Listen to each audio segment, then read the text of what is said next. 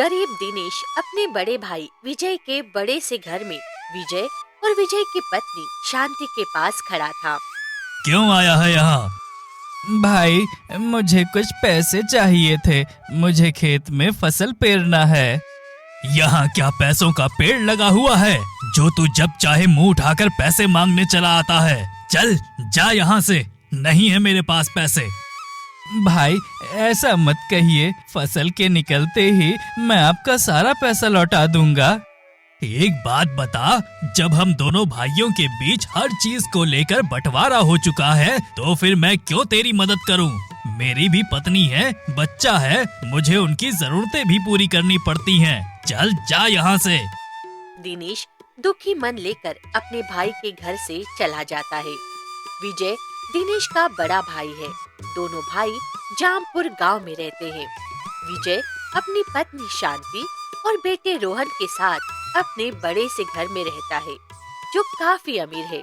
इधर दिनेश अपने छोटे से घर में आता है जहां उसकी पत्नी कविता और बेटी मानसी थी। दिनेश का घर बहुत ही छोटा है और वो काफी गरीब है। क्या हुआ जी? जेठ जी ने दिए पैसे? नहीं कविता, पता था मुझे वो नहीं देंगे पैसे। हमसे दुश्मनी जो इतनी करते हैं वो। पास में एक पैसा नहीं है और खेत खाली पड़ा है। समझ में नहीं आ रहा अब खेत में फसल कैसे पेरें। जी आप अपने गांव के साहूकार से कर्जा ले लीजिए ना। जब फसल निकल आएगी तो हम उन्हें लौटा देंगे पैसे। दिनेश और विजय दोनों भाइयों के पास एक एक खेत है। दिनेश के पास छोटा खेत है और विजय के पास काफी बड़ा खेत है। अगले दिन दिनेश गांव के साहूकार बलराम के घर आकर कर्ज मांगता है। ठीक है दिनेश, अब मैं तुझे पैसे देने को तैयार हूँ, पर समय रहते मेरे पैसे लौटा देना। दिनेश साहूकार से पैसे लेकर आता है और अगले दिन से अपने खेत में खेती करने लगता है।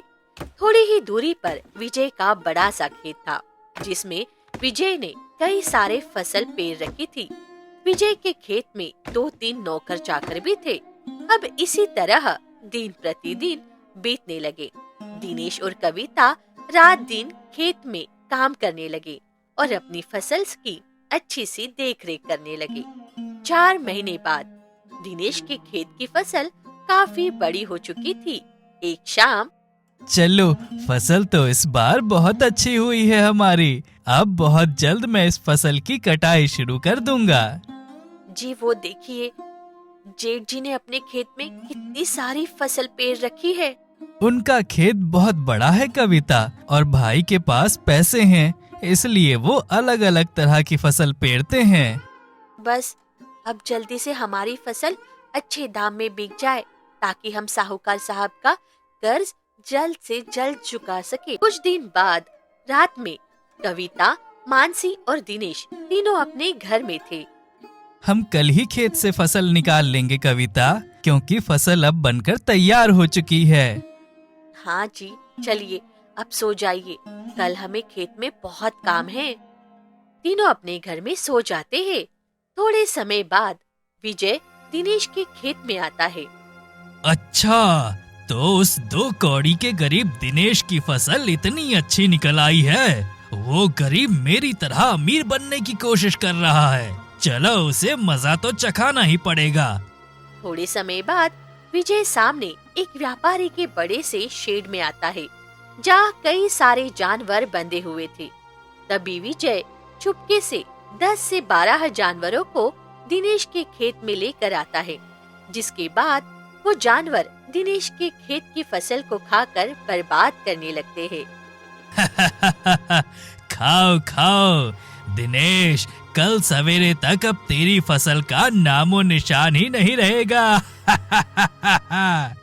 फिर क्या था, वो जानवर दिनेश के खेत की फसल को खाते जा रहे थे। अगले दिन दिनेश और कविता जब अपने खेत में आते हैं तो उनके खेत में फसल का नामो निशान तक नहीं रहता है।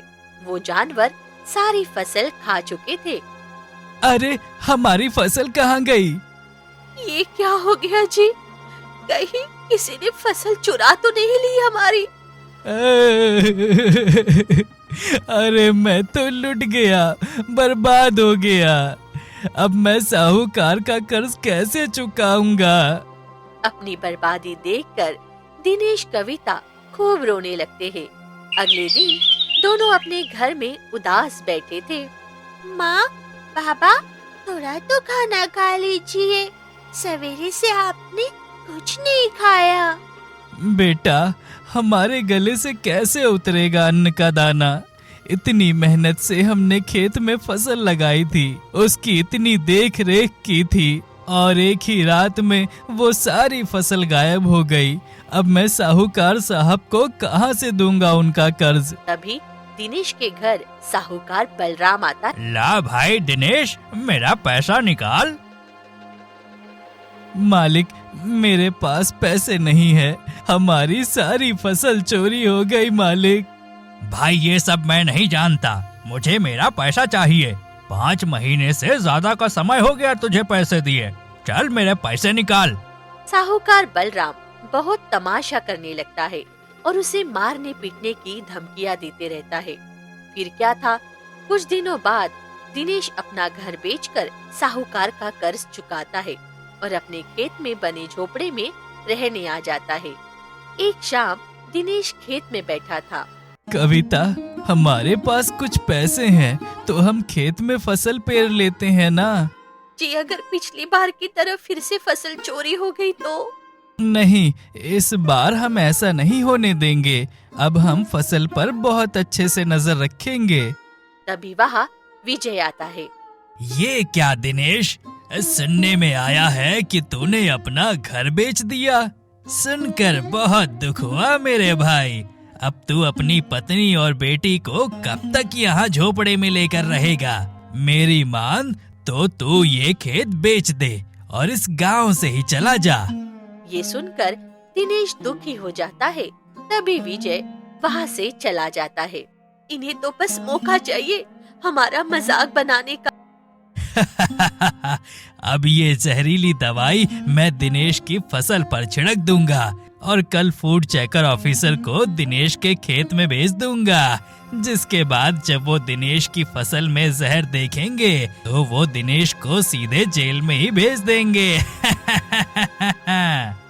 तभी विजय चुपके से दिनेश के खेत में फसल पर वो जहरीली दवाई छिड़क देता है और वहाँ से चला जाता है। अगले दिन दिनेश और कविता बाहर आते हैं तो उनके खेत में 4 भैंसें मरी हुई पड़ी थी। इन भैंसों ने दिनेश के खेत से जो फसल खाए थे उसमें जहर था। उसे खाकर इन जानवरों की मौत हो चुकी थी। तभी वहाँ कुछ लोग जमा हो जाते हैं और 2 ऑफिसर भी वहाँ आ जाते हैं। ये जानवर कैसे मरे? मालिक, इस दिनेश के खेत की फसल खाकर मेरी भैंसें मर गई मालिक। क्या सुरेश, कहीं इस फसल में वो दवाई तो नहीं डाली गई है जिससे फसल का वजन भी बड़ा होता है और वो जल्दी बड़ी हो जाती है? नहीं नहीं साहब, मैंने अपनी फसल में कोई दवाई नहीं डाली है। अभी पता चल जाएगा। तभी सुरेश दिनेश के खेत की फसल को तोड़कर अपनी मशीन में चेक कराता है। हाँ, इस फसल में तो खतरनाक दवाई डाली हुई है। ये दवाई तो इंसानों के शरीर के लिए हानिकारक है। दिनेश, तुम अपनी फसल को जल्दी बड़ा करने के लिए और उसका वजन बढ़ाने के लिए इस खतरनाक जहरीली दवाई का उपयोग कर रहे हो। नहीं नहीं साहब, मैं सच कह रहा हूँ, मैंने अपनी फसल में कोई दवाई नहीं डाली है। हमारी मशीन में साफ साफ दिख रहा है कि तुम्हारी फसल में वो दवाई है। तुम्हें पता है ना, इस दवाई का उपयोग करना अपराध है। तभी दोनों ऑफिसर इस जुर्म में दिनेश को पुलिस के हवाले कर देते हैं और उसके खेत की सारी फसल को जला देते हैं। तभी वहाँ विजय आता है।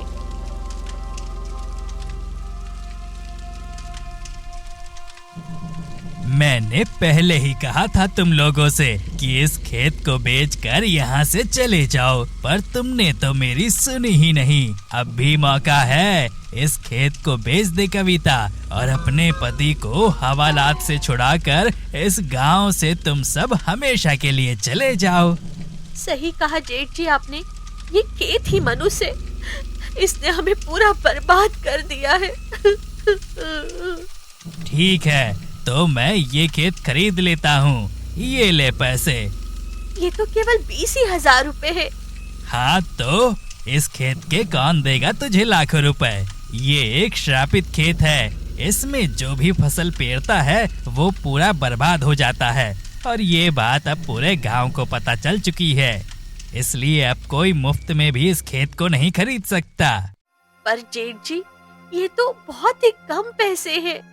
हरिया को जानती है ना, उसकी 8 भैंसें मरी हैं और एक एक भैंस 1-1 लाख रुपए की है। अब तू कहाँ से देगी उसे इतने पैसे? इसलिए मैं इस खेत को बेचकर हरिया की भैंसों का पैसा उसे दे दूंगा, वरना हरिया दिनेश को जान से मार देगा। तभी कविता पैसे लेकर थाने आती है, जहाँ पूरे पैसों में दिनेश की जमानत हो जाती है। तभी कविता दिनेश को विजय की कही सारी बात बताती है। अब हम यहाँ नहीं रहेंगे। तभी तीनों उस गांव से चले जाते हैं और दूर एक गांव में आकर एक किराए के मकान में रहने लगते हैं, जहां दिनेश गांव में मजदूरी करने लगता है और अपने परिवार के साथ पेट फूट काट कर गरीबी में अपना जीवन बिताने लगता है। इधर विजय ने बड़ी चालाकी से दिनेश का खेत इतने कम पैसों में खरीद लिया था। अब हरिया ने तो अपने भैंसों के कोई पैसे नहीं मांगे थे। एक शाम अचानक रोहन की तबीयत बहुत ज्यादा खराब हो जाती है। उसे सांस लेने में बहुत तकलीफ हो रही थी। तभी विजय शांति उसे हॉस्पिटल लेकर आते हैं, जहां डॉक्टर रोहन का चेकअप करते हैं। अजी, देखिए ना क्या हो गया है हमारे रोहन को। वो ठीक तो हो जाएगा ना? हाँ शांति, कुछ नहीं होगा हमारे बेटे को। देखना वो जल्दी ठीक हो जाएगा। दोनों खूब रो रहे थे। थोड़े समय बाद डॉक्टर बाहर आते हैं। विजय भाई, आपके बेटे की बीमारी समझ नहीं आ रही है। उसके फेफड़े तो सब सही हैं, फिर भी पता नहीं उसे सांस लेने में दिक्कत क्यों हो रही है। आप एक काम कीजिए, अपने बेटे को शहर के बड़े हॉस्पिटल में ले जाइए, क्योंकि ये केस हैंडल करना अब हमारे बस की बात नहीं है। तभी दोनों रोहन को शहर के बड़े अस्पताल में लेकर आते हैं। अब वहाँ भी रोहन की बीमारी डॉक्टर को समझ नहीं आ रही थी। इसी तरह शांति विजय रोहन को हर हॉस्पिटल में दिखाते हैं, पर कहीं से भी रोहन को फायदा नहीं मिलता। करीब 15 दिन बाद तीनों अपने घर में थे